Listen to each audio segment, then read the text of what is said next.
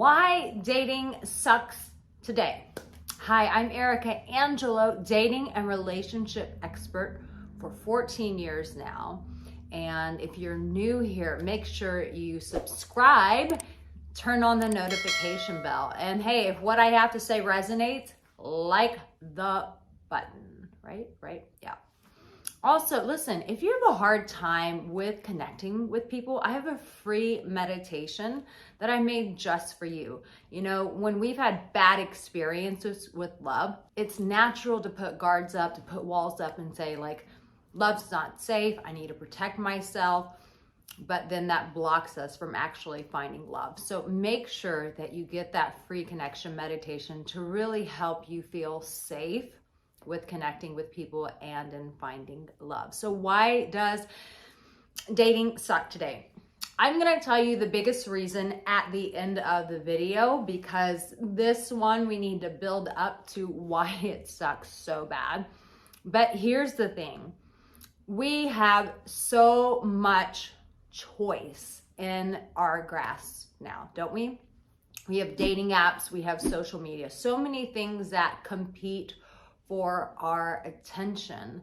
And so when we are overwhelmed with choices, most of the time we just don't choose. Now, this is the surface level stuff. At the end of the video, I want to break it down into like what's really going on and why this, if we don't change it, we can become a society that's very lonely and with tons of mental health challenges because we're made for one another. But when we have so many choices, we end up not making one choice. That's why like whenever someone offers you something, it's like one or the other, A, B, or C. And it's easier for the mind to make a decision. Granted, when people have dating apps where they can swipe through thousands of people, it makes it very hard to decide on one, right? Or if you have Instagram that's advertising all these single people, even though they're not advertising, but really they are. You know, every pose is like, hey, I'm single. Hey, girl, you want this? And so when we have all this variety, it's like, oh, I can't make a decision. I can't make a choice here. And so it's like anytime you go through a sales process, they always say, give people a couple of choices. Because if you give them too much, you overwhelm them and they never make a decision. So dating sucks one because people think that they just have so many choices, and what they end up doing is never choosing because they think at some point I can make a choice. At some point, someone's gonna magically appear. And what happens? They have that experience that validates that, yes, it's true. You can have a shitty experience with someone in real life, and then you can go into this fake world of people advertising themselves. You don't know who the hell they are, but they're advertising themselves. And so you go on another date, woo, you get those endorphins. It feels amazing. It's like, woo, yeah. All right, on to the next one. We even have songs about this. On to the next one, on to the next one, on to the next one.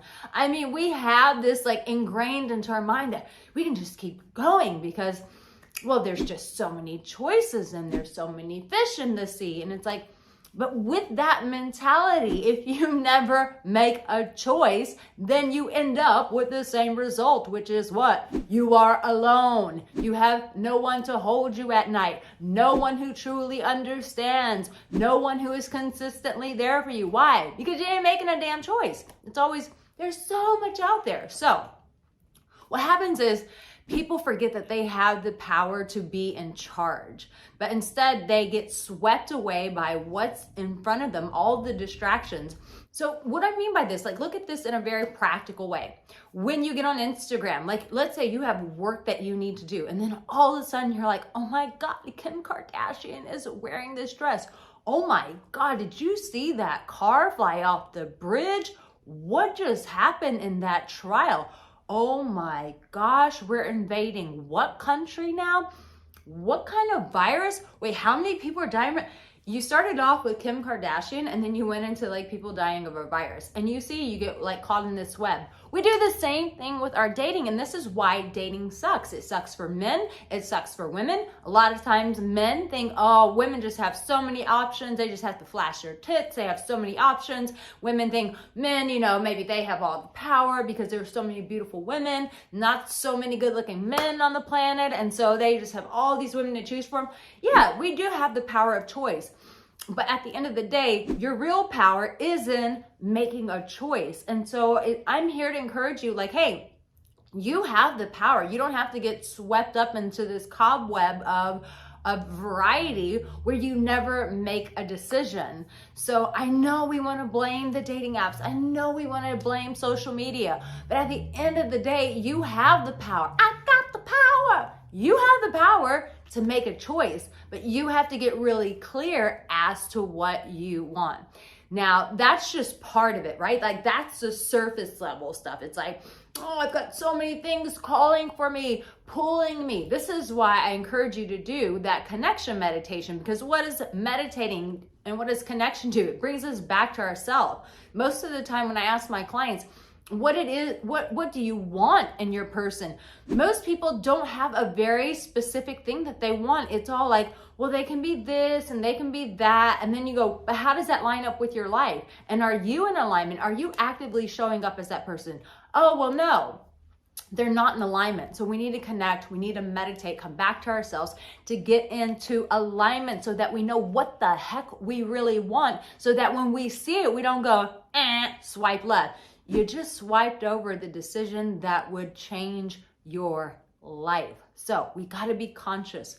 We have to come back to ourselves. We have to ground into ourselves so that we know what we want.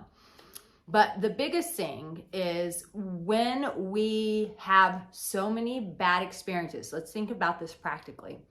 Dating apps have given us a lot of opportunities to have a lot of experiences, which can be beautiful. If you're pursuing it from a place of wonder and curiosity, like, oh, I get to meet new people, then yes, it can be a beautiful thing. But most of the time, the majority of people are not pursuing dating that way. It's for a guy, it's like, oh my God, I haven't had sex in ages. If I could just have sex, please, God, please help me not waste this $100 on this dinner.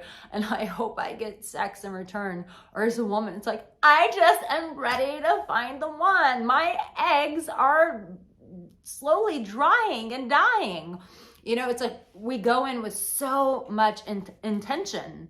And then, as I said at the beginning of this video, we have so much variety that offers us a variety of experiences. And this is the real crux. This is the real challenge.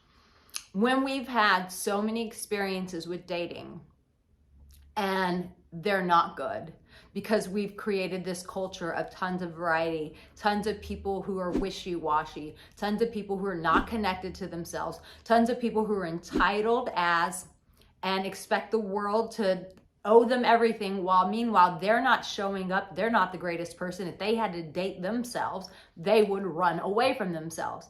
So you have this culture, you have this societal norm that we have in dating, which then create experiences. And this is what's really hard. It's really hard is it starts creating experiences for us that most of us have come from some form of trauma, pain, rejection. So when we get in dating and someone ghosts us, it reminds us of the abandonment wounds from our parents. When we meet someone and they're not doing their work and they're a narcissist, and it reminds us of our narcissistic parents, our narcissistic father. What happens is these experiences start adding to our trauma.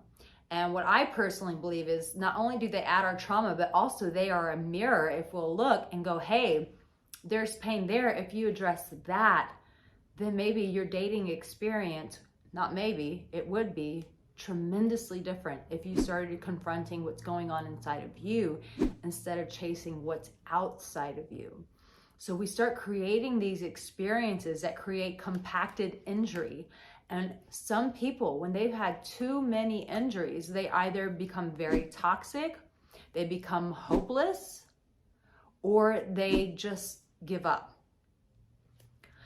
And so hopeless and giving up is the same, I guess. But here's the thing. You get to be in the driver's seat. Like if you're watching this video and dating sucks, here's my advice to you. Give it a break. Give it a rest. Come back to yourself. Get back to enjoying you. Get back to doing the things that you love. Make time. I think the biggest thing I have to tell my clients is be intentional about doing the things that you enjoy. Really make an effort. Put it aside. Put everything else aside. Put it in your calendar and go, I've got to do the things that I enjoy. But chances are, like, we're not truly enjoying ourselves. We're not enjoying our lives, and we're not facing ourselves. We're not facing our trauma, and we're thinking that some new person is going to come in and make our life better. But they're not. I'm sorry to break it to you, babe, but they are not going to make your life better. It starts with you. You have the power. And that's why I encourage you, meditate, connect to yourself, listen to that meditation over and over and over again to reprogram your mind and your body to go, it's safe for me to be loved. But this is why dating sucks so bad. If you agree with me, let me know in the comment section. If you have a different take, I want to hear it. I want to hear your experience of why you think that dating sucks so bad. But let me just level the playing field, because I think a lot of times, we think it's just men, it's just women. No, I've coached both, and let me tell you, it sucks for everybody because it's a culture thing that we're setting ourselves up for by running from one person to the next and constantly running from ourselves and not facing ourselves. Therefore, we feel powerless, we feel victim, and we feel as if we'll never have our dreams come true and finding the love that we really crave, because we're not meant to do life alone. So I really hope that this helped you, brought you some clarity. But at the end of the day, you've got to come back to yourself. It starts with you, babe. Start enjoying yourself again, and then get very clear about what it is that you're looking for. Very, very clear. And when you're swiping, because we know you're going to get back on the apps, when you start swiping, be intentional, honor yourself, be honest with yourself. Like if someone is an atheist and you're spiritual, it's a left for you. If someone says, I'm just here for something casual, and you want a relationship, I don't care how good looking they are, it's a left. If someone's too much of a party person for you and you know that, but they're so good looking, you're tempted to swipe right, no, swipe left, because the power of no will get you to your ultimate yes. I hope this resonated. Meet me in the comment section. I love you, babe. Take care. I'll see you in my next video. Watch one of the recommended videos here because they will transform your life. Take care.